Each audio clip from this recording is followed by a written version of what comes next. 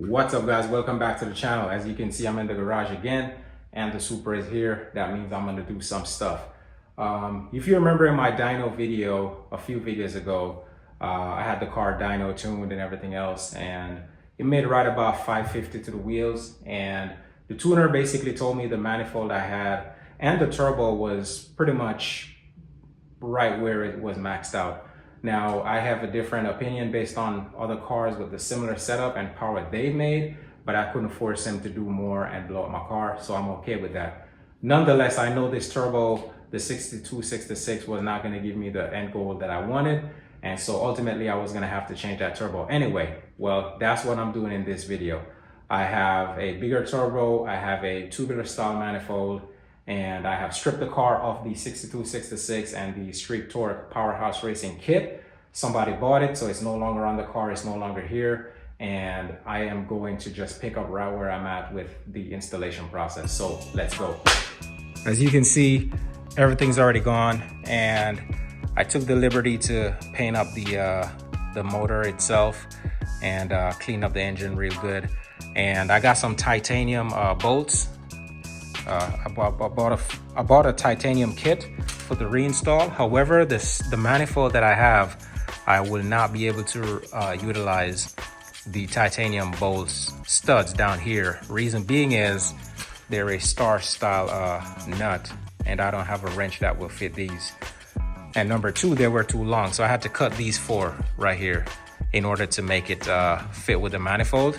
And so I'm going to use some of the stock 14 on these four down here. This is the turbo. It's a 6870 Precision. I want to say it's the Gen 2. Pretty sure it's the Gen 2, rated for like 1050 or 1100 horsepower. And this is a tubular manifold that I bought from a guy down in Florida, and it looked pretty good, so I just went with it. And if it doesn't work out for whatever reason, I can always upgrade in the future, but this is the kit that we're doing. In the meantime, I've also went ahead and created the return fuel line, and I have it in the heat sleeve, and I shrink both ends so it doesn't move. And also did the oil feed, which is a -4.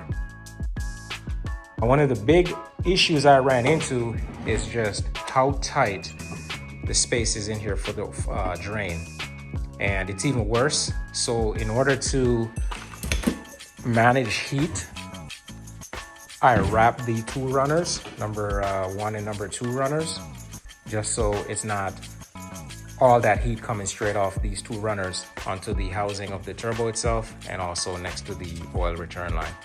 It'll make more sense once I put it on the car, which is exactly what I'm about to do right now.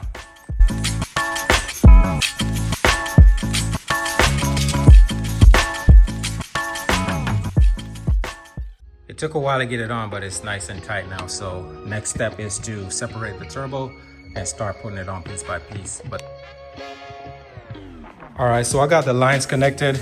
The oil drain is loosely connected down there, and I have the oil feed that's connected.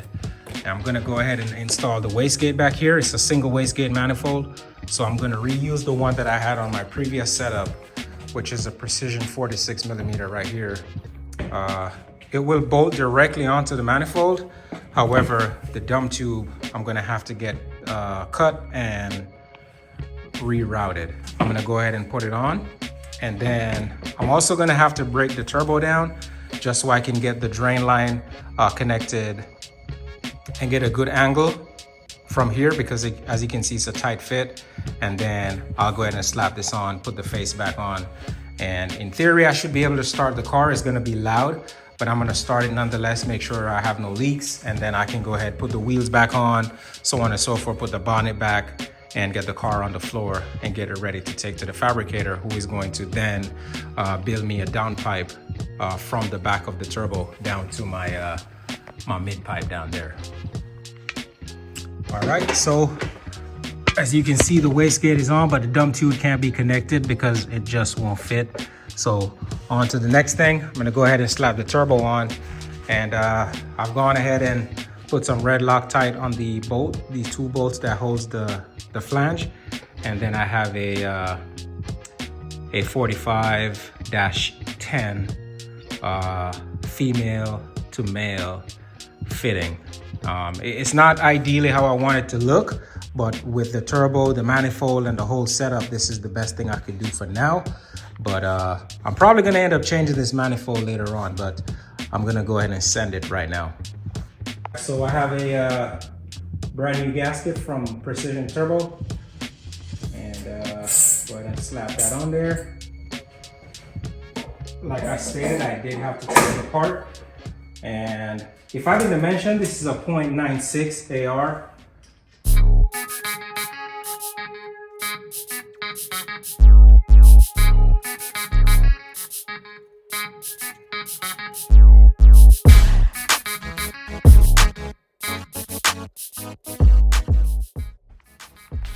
Okay, so I got the turbo on nice and good.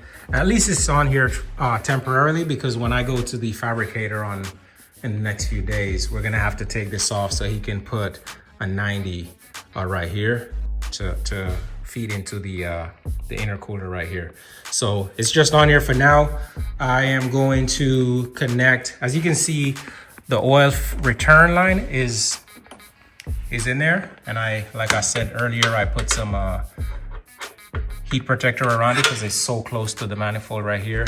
As you can see, the turbo is super close to runner number 1 and number 2, which is why I wrapped those two. And as for the oil feed line, I'm gonna go ahead and connect that. Now the turbo kit, Precision also provided this little nipple right here, and it goes in top of the turbo right here. Now, this orange thing in short says, do not mess with this. Whatever you do, try not to adjust or rotate or turn, whatever you want to call it. Do not mess with this screw, as it will mess with the amount of oil and just how much the turbo responds. And essentially, it's set optimally for the oil to go in through here to the turbo as desired, and don't fuck with it, right? And then this will screw in top of here, and then the oil feed line will connect to it. So I'm gonna put some Teflon tape on this, tighten that bad boy in there, connect the oil feed, and then I'm gonna start the car. Like I said, it's gonna be loud because there is no back downpipe, no back.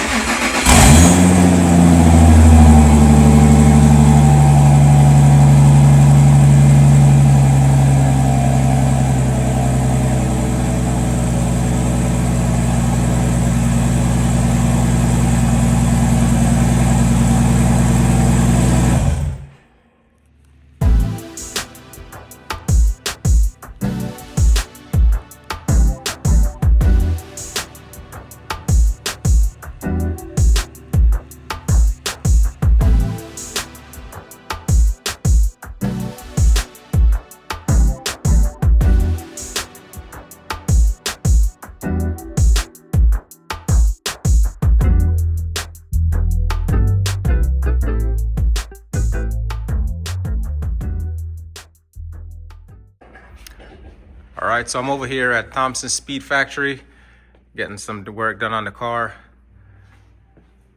I'll kind of walk you through all the stuff that we're gonna do here. Gonna go ahead and chop this pipe a little bit shorter so it brings it in this way. Then we're gonna connect this part up to the turbo, up and through here. And also gotta work on the wastegate dump tube. He's already working on that piece. And then the actual downpipe from the turbo to here. And that should be it. So pretty quick.